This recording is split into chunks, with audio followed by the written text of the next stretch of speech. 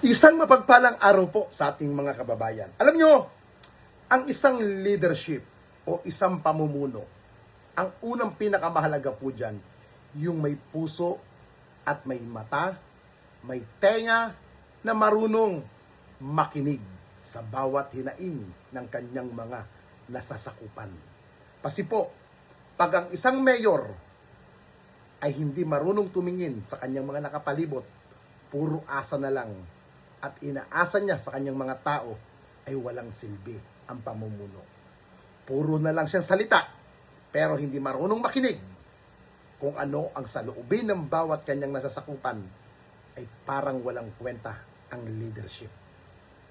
Alam nyo, sa kabaliktaran, ang ginawa ni Mayor Along Malapitan, naglagay siya ng isang araw para sa tinatawag na Mayor's Hours. Ano po ito?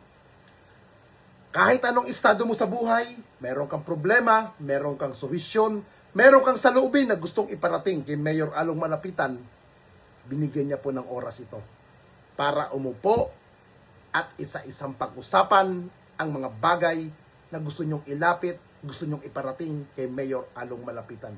Pagpapakita lamang na hindi lang siya isang mayor, bagkos mayor siya na ibinoto ninyo, na nakikinig at pinakikinggan kayo kung ano man ang inyong gustong sabihin at kung ano man ang inyong mga problema na kung kayang tugunan ng Office of the Mayor ni Mayor Along Malapitan ay kanyang agarang gagawa ng paraan. Kaya po, yan ang pinakamahalaga sa isang leader na mayroong puso, may handang makinig, handang tumanggap ng kung ano man suwisyon ng kanyang mga kalugar. Kaya po, uulitin ko, hindi kayo nasayang sa pagpili o pagsuporta kay Mayor Along Malapitan dahil sa ginawa niyong yan, the best ang inyong mayor dyan sa lungsod ng Caloocan.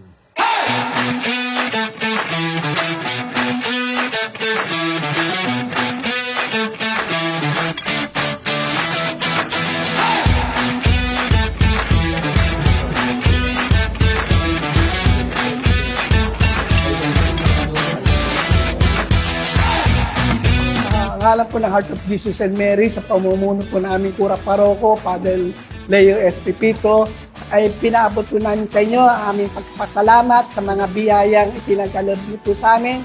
Pinapagpasalamat ko po yung Mayor's Hours. Sana po magpatuloy pa po yung ganitong programa. My name is Erica R. Macorol, March 2026 licensure examination for teachers rank 9 in elementary level.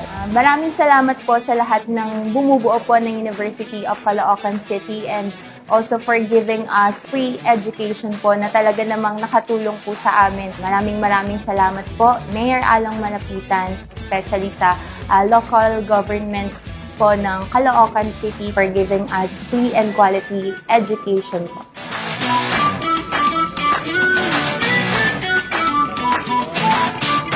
Kami po ay nagpapasalamat sa binigay na suporta ng ating butihing Mayor, Along Malapitan. Patuloy niya kaming susuportahan para sa ating mahal na lungsod. Maraming salamat po, Mayor.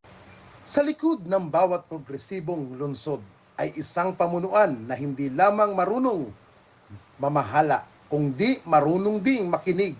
Ito ang patuloy na pinatutunayan ni Mayor Along Malapitan sa pamamagitan ng programang Mayor's Hours. Ugnayan sa City Hall, sa halip na maipit sa 4 na sulok ng kanyang opisina, binubuksan ng ama ng lungsod ang kanyang pinto upang personal na makasalamuha ang mga batang kangkalo. Ang Mayor's Hours ay hindi isang ordinaryong pagtitipon. Ito ay isang buhay na tulay sa pagitan ng pamahalaan at ng mamamayan.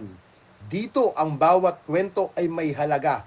Dinidinig ni Mayor Along ang mga bagong kwento ng tagumpay na nagbibigay inspirasyon sa komunidad. Gayun din ang mga kabuluhang mungkahi at mga seryosong hinaing na nangangailangan ng agarang solusyon. Nagsisilbering ito, venue para sa mga opisyal na pulong panunumpa sa katungkulan, oath, caretaking at pagkilala sa natatanging husay ng mga batang kangkalo sa iba-ibang larangan. Ang ganitong sistema ay patunay na ang pamahalaan lokal ng Caloocan ay may mukha at may puso. Isang pamumuno na madaling lapitan at handang umalalay. Para sa mga nagmananais, magpaabot ng kanilang kwento, mungkahi o suliranin. Bukas ang iba-ibang paraan ng komunikasyon. Maaaring magpadala sa email sa mayorsars@gmail.com. Para naman sa mga nais magsumiti ng personal na linaw, maaari itong dalhin sa 8th floor, Caloocan City Hall South o sa 3rd floor, Caloocan City Hall North. Sa huli, ang Mayor's Hours ay isang paalala na ang tunay na serbisyong publiko ay nasusukat sa oras at dedikasyon ibinibigay sa kapwa. Sa personal na pagharap ni Mayor Along Malapitan, pinapakita niya na ang bawat batang kangkalo ay may boses at ang boses na iyon ay may nakikinig.